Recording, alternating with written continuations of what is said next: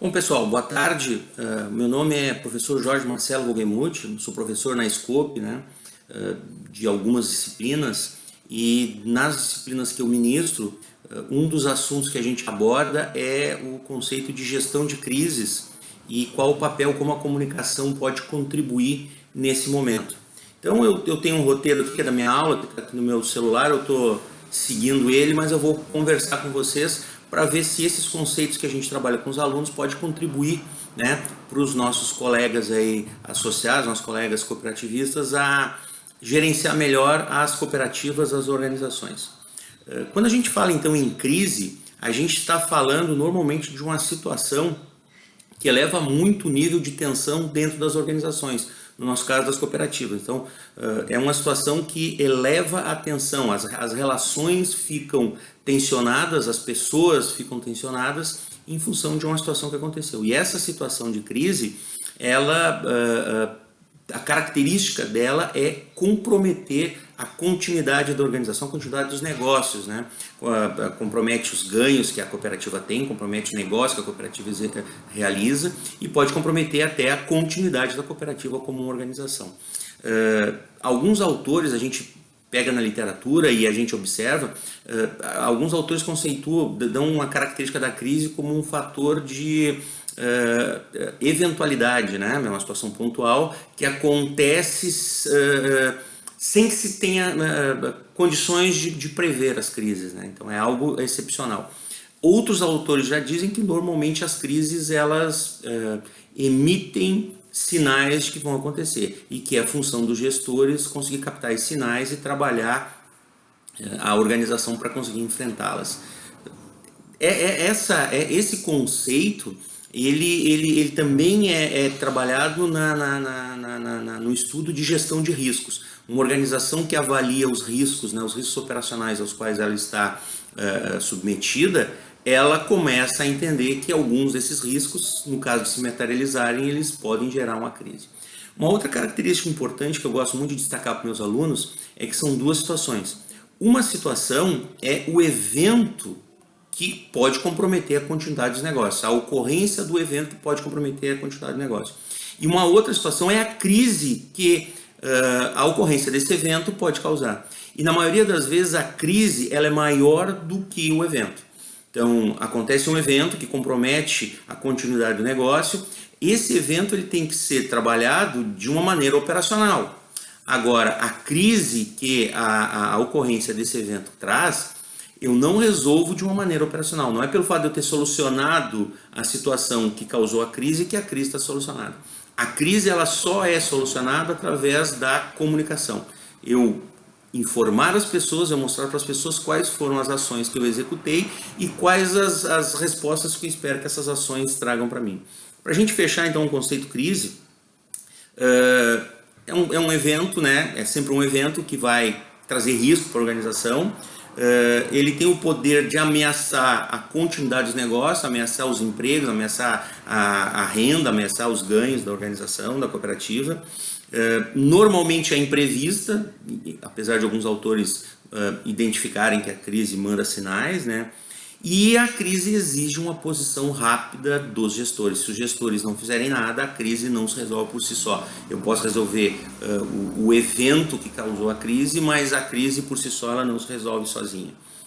Bueno, a gente trabalha a gestão de crise em três momentos. Assim, existe as ações pré-crise, as ações durante a crise e o pós-crise. O que se faz? Como é que a comunicação trabalha? Então a comunicação ela vai tentar ajudar os gestores a identificar quais mensagens devem ser enviadas para quais públicos e por quais meios de comunicação. As organizações, as empresas, as cooperativas, elas têm diversos públicos e esses públicos precisam receber informações dos gestores das organizações. De uma maneira bem resumida, a gente trabalharia com os públicos interno e o público externo. O público interno é todo aquele que depende da organização para oferimento de ganhos, né, para a execução de um determinado trabalho. Então, os diretores, os gestores, os funcionários são um exemplo clássico aí do público interno. Público interno são aqueles que se beneficiam dos produtos e serviços que são produzidos pela organização, que são produzidos pela cooperativa. Então a gente teria ali os clientes, né, os fornecedores, também seria um outro conceito de público interno. Existe de público externo. Existe vários tipos de públicos internos e vários tipos de públicos externos. O importante é que os gestores consigam identificar quais são os públicos internos e quais são os públicos externos e consiga mandar mensagens para esses públicos de uma maneira que a crise seja superada. Depois de eu ter resolvido o evento que causou a crise, eu preciso comunicar aos meus públicos de como é que o negócio vai continuar, como é que a continuidade do negócio vai se dar. A gente identifica, né, que na situação pré-crise eu preciso ter o que a gente chama de medidas preventivas. Se eu como gestor de organização, eu promovi uma boa avaliação dos riscos aos quais a organização está sujeita, eu sei que se um desses riscos se materializar, pode me causar uma crise. Então é um bom momento de eu redigir a mensagem que eu quero passar para os meus públicos caso aquele risco aconteça. Então é um momento que o evento ainda não se materializou, a crise não se instalou, mas eu sei que isso pode acontecer. Então eu tenho um discernimento maior, eu tenho uma clareza de pensamento maior para redigir a mensagem que deve ser emitida para os públicos caso aquela situação não aconteça. No momento que a situação acontece, que a crise se instala, em virtude da tensão aumentar muito, eu talvez não tenha mais o discernimento, talvez não tenha mais a clareza de pensamento para emitir uma mensagem, identificar o público que precisa receber aquela mensagem de uma maneira eficaz. Então, no momento pré-crise, antes da crise instalar, é bom fazer uma boa avaliação, né, dos riscos que a empresa tem, dos riscos que a cooperativa tem, e eu já consegui redigir mensagens que devem ser enviadas para os públicos em situações que aquele risco se materializar. Bom, no momento que a crise se instala, existem ações que eu devo executar e existem ações que eu não devo executar. A primeira ação que eu não devo executar é não me comunicar. Existia aí uma frase célebre, né, de um gestor público do passado que sempre quando ele era questionado ele dizia nada a declarar. Então sempre quando tu responde para alguém nada a declarar, tu não está enviando mensagem alguma.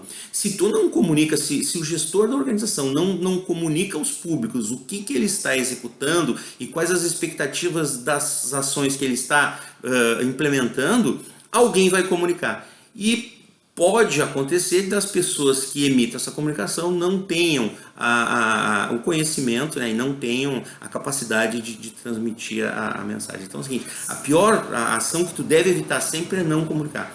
Depois da crise instalada, tu é obrigado a te relacionar com os públicos através dos meios de comunicação e essas mensagens têm que esclarecer os públicos das ações que estão sendo tomadas.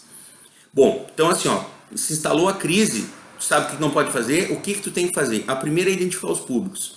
Quais são os públicos interno, externo, quais são os tipos de públicos internos, quais são os tipos de públicos externos que precisam receber as mensagens. Quais as mensagens que eu preciso enviar para esses públicos e quais os meios que eu vou utilizar para mandar a mensagem. A gente nunca pode esquecer que na comunicação existe a pessoa que emite a mensagem, existe o meio pelo qual a mensagem transita, o meio pelo qual ela trafega, e existe a pessoa que recebe a mensagem. E o importante, para o processo se completar, é preciso que a pessoa que receba a mensagem, ela decodifique a mensagem da maneira correta. Então, se eu emito uma mensagem, essa mensagem trafega por um meio e o receptor não decodifica a mensagem da maneira correta, a comunicação ela foi falha. Então, eu preciso identificar um público, funcionário, eu preciso emitir a mensagem correta para o funcionário. O que eu preciso dizer para o funcionário? Eu preciso identificar por qual meio, como é que eu vou comunicar para o funcionário, através de um e-mail, através de um WhatsApp, através de um comercial de televisão, através de um anúncio de rádio, qual o meio que eu vou utilizar para comunicar ao funcionário. E eu preciso ter certeza que o funcionário vai conseguir decodificar a mensagem que eu estou passando para ele. Eu dei o exemplo agora do funcionário, mas isso vale para todos os públicos. Então, eu identifico o público, eu tenho que escolher a mensagem correta para esse público, escolher o meio para essa mensagem transitar, e eu tenho que me cercar de garantias que esse público vai conseguir decodificar a mensagem da maneira adequada. O objetivo dessa mensagem é diminuir o nível de incerteza que se instala numa situação de crise e tentar aumentar a certeza das pessoas em relação às ações que estão sendo executadas, né? Em relação ao que vai acontecer. E é importante que eu comunique, então, que eu faça, que eu emane comunicados, né? Sempre de situações que são concretas, que são reais. Eu comunicar situações hipotéticas ou expectativas, isso não traz bom resultado. Eu tenho que ter sempre um canal de comunicação, porque não basta eu emitir a mensagem, né? Os públicos também vão querer falar comigo. Então eu preciso ter um canal de comunicação aberto para receber mensagem dos públicos e eu dar o retorno para ele, né? O interessante é que exista uma pessoa que fale sempre em nome da organização, que é o famoso porta-voz, né? Na grande maioria das vezes, o gestor, o presidente, um diretor, ele não é a pessoa mais adequada para falar. Então ele conhece o que está acontecendo, mas a comunicação da organização, né, dos gestores da organização com os públicos deve ser feita por alguém, um profissional que tenha características específicas. Então eu identificar dentro da organização quem tem essa característica, quem tem essas características, e essa pessoa ser o porta-voz da empresa é bem essencial. E uma outra situação, bom, antes tem aquela famosa do Maquiavel, né? Maquiavel. Se eu puder fazer todas as comunicações negativas de uma única vez, é o melhor. Porque se a gente ficar comunicando situações negativas de maneira repetitiva, isso causa um estresse muito grande. Então, se eu puder fazer a comunicação negativa de tudo que aconteceu, é o ideal. E o importante também é que eu registre todas essas comunicações, se possível anotar quais foram os meios que eu utilizei, se eu utilizei um jornalista, se eu utilizei um repórter, se eu utilizei um meio, né, um veículo de comunicação para falar. Então eu anote isso, né, eu tenho registro de tudo que eu falei. Por fim, depois da crise, a comunicação, se eu agir dessa maneira, imagino que a comunicação vai conseguir ajudar a superar a crise. A ação pós-crise é tentar entender o que aconteceu e tentar avaliar qual foi a imagem que restou, qual foi a imagem que ficou para os públicos da empresa, da organização. E eu tentar identificar se a imagem, se ela sofreu algum abalo e eu tentar corrigir. Na verdade, pós-crise é a gente tentar aprender, né, com a situação que aconteceu e garantir que em novas situações que possam acontecer eu tenha condições de agir de uma maneira mais eficaz. Certo, pessoal? Bom, de uma maneira bem rápida, tá? Eu tentei passar esses conceitos. A gente trabalha esses conceitos aqui em 3 aulas. Eu tinha o pedido aí de gravar um vídeo entre 2 e 3 minutos, 2 e 5 minutos, mas não consegui. Gravei aí em 13 minutos. Tá bom? Um abraço, estou à disposição de vocês.